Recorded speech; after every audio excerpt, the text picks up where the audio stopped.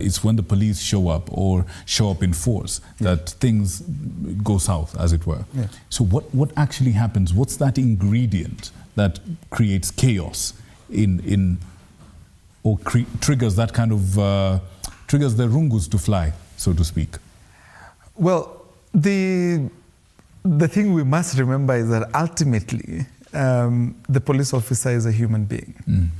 And so while they're there under the guise of, protecting the nation, protecting property and so on, their first and foremost priority is to protect themselves and to protect their lives, right?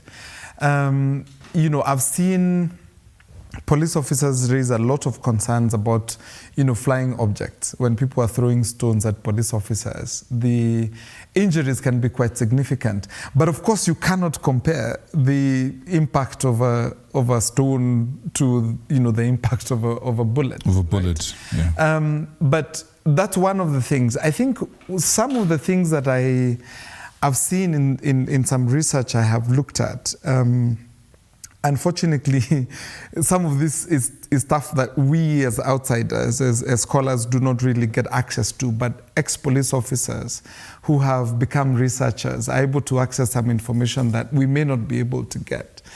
And I remember being in a meeting where they were presenting some research, and one of the things was many of these police officers being sent out to the streets to police the protests are very young. So they may not have the experience of how to de-escalate a situation.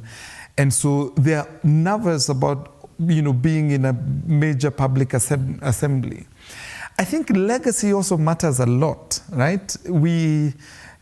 All of us, even, you and I, if you're going to a protest, we will go into a protest a little bit nervous because of what we have seen happen in the country before. So it's not surprising that the police will most often come ready for the confrontation rather